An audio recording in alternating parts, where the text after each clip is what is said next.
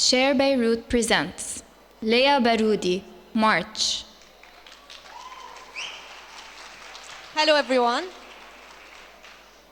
My name is Leah Baroudi. I am one of the founding members of March, an organization that actually raises awareness among the people about their basic civic rights and duties. We focus mainly on freedom of expression, and this is why we are here today to talk about one of our favorite projects that we did, which is the Virtual Museum of Censorship. Now, first we're going to start by talking why censorship? Because a lot of people ask us, you know, you're in Lebanon, it's one of the freest countries in the region, we're cool, everything's allowed. I mean, why would you want to fight censorship in Lebanon? Well, because we're not as cool as we think we are. A lot of things are happening under the table. The censorship process is wrong, it's vague.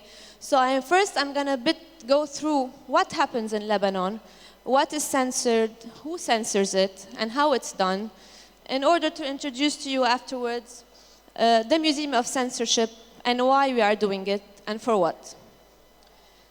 So basically, let's start about the basic question. Who censors in Lebanon? Well, just to tell you that first I started by building this slide, and it turns out it was so complicated with so many arrows going back and forth that I decided to stop and just put the basic stuff. I'm going to be as clear as possible, but it's still going to be a bit confusing. I'm still confused. Basically, the official entities that censor in Lebanon are these, because there are also people who censor who don't have a legal authority to do so. So you have the General Security, who is the big boss of censorship, the Ministry of Information, the National Audiovisual Media Council, the Movie Censorship Commission, Ministry of Interior, and the Council of Ministers. Now what happens, for example, I'm going to give you a few examples, for anything that has to do with movies and theater.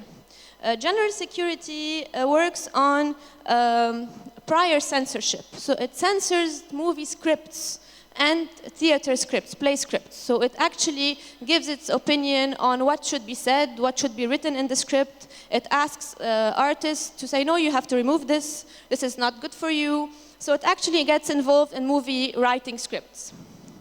And then it also works on post-censorship, so censoring movies before the projection of the actual movie.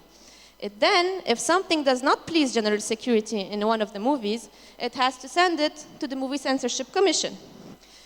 If the Movie Censorship Commission does not like what's happening in one of the movies, it then sends it to the Ministry of Interior. And the Ministry of Interior has the final say whether the movie or the play gets screened or not.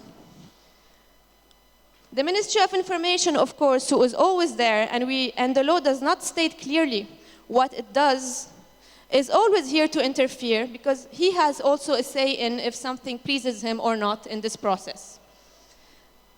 Another example is, for example, anything that has to do with TV and radio. The Council of Ministers is involved in giving out licenses. And then the National Audiovisual Media Council have also to give their opinion. Then General Security also exerts censorship, post-censorship on anything that's being broadcasted on TV or on radio. The Ministry of Information exerts censorship afterwards on anything that is aired that does not please them. And the list goes on and on, etc. Publications as well are banned by General Security and by the Ministry of Information. Anything that has to do with books and movies goes at the same way. It's banned by General Security and by the Ministry of Information. Now these are, if you want, the official people that censor. But also you have the unofficial people that censor. The political parties, the religious centers such as Dar al-Fatwa and the Catholic Information Centers, foreign embassies, and the list goes on and on and on. And here I was tired of putting arrows, but basically they get involved with everybody and they interfere with all the other authorities. The only thing that is not actually censored in Lebanon is the internet.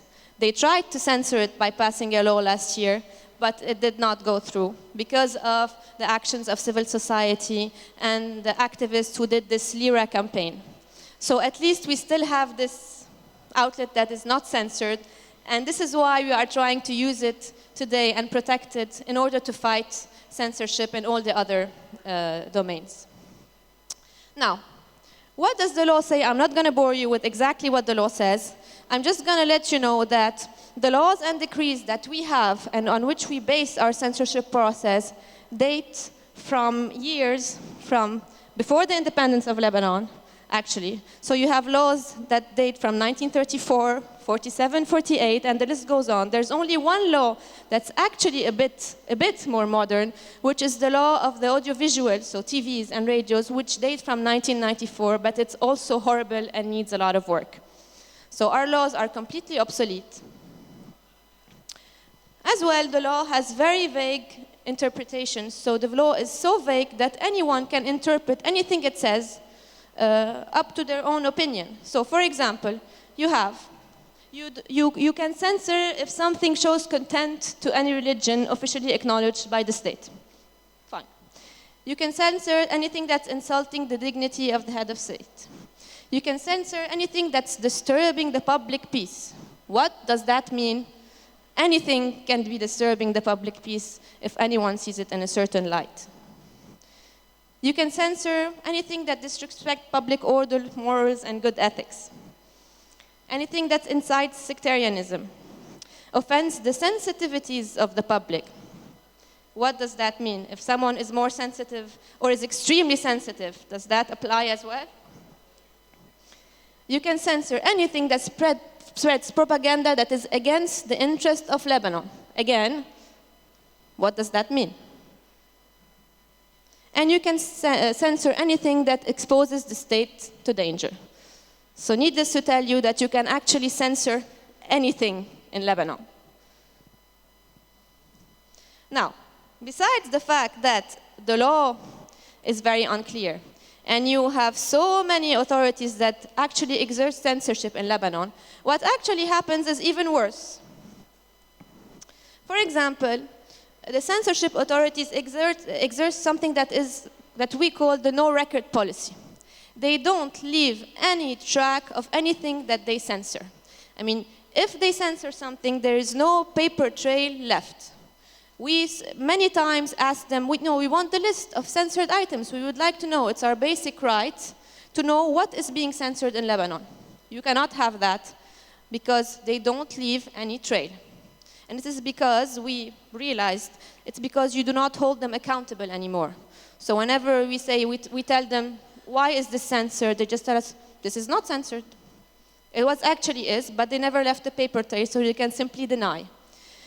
Also, censorship authorities exert raids and pressures. For example, in 2002, the censorship authorities actually did a raid on the Virgin Megastore, and they confiscated 400 DVDs under several pretexts based on what the law said.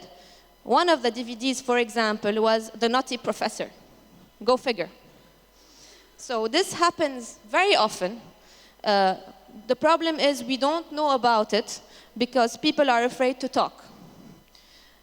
Also, certain materials are both censored and authorized. This is the most absurd thing. I'm going to be more clear. For example, some movies, since the censorship process in everything that's displayed in cinemas is different than the censorship process of imported CDs and DVDs. Sometimes a movie is allowed to be showed in cinemas, but when it gets imported on DVD, it is not, and vice versa. Because it's different people who exercise the censorship, and based on their own personal opinion and interpretation of the law. So many times, for example, in our museum, we have material that was censored. Some people ask us, but I saw this on TV, or I saw this at the movies. We told them, yes, you might have, but for example, it was censored or banned on DVD. So we have also an absurd side to our censorship process. And obviously, as we said, there's interference from many authorities that do not have the legal right to do so, besides the general security and other official authorities, which are the politicians and the religious figures in Lebanon and many, many, many others. Now, just quickly to go through what is censored in Lebanon, or mainly for what reasons they are being censored. One of the main reasons is religion.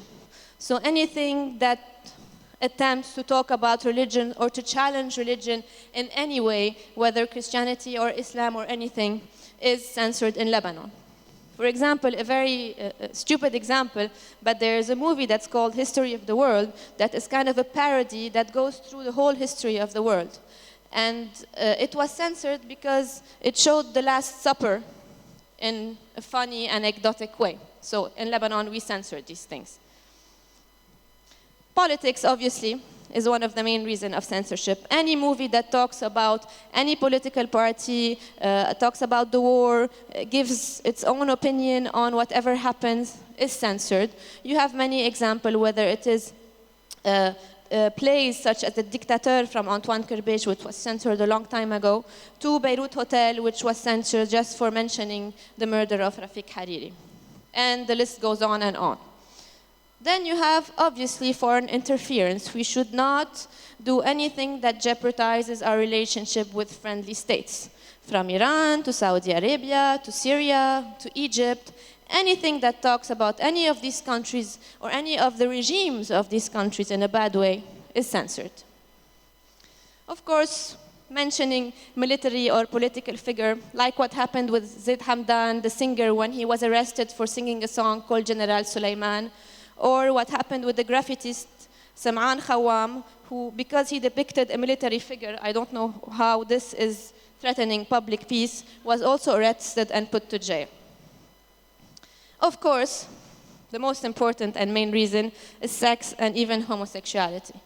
So, for example, anything that's kind of has a sexual content, or anything that kind of mentions relationships between two women or two men is actually completely censored in Lebanon.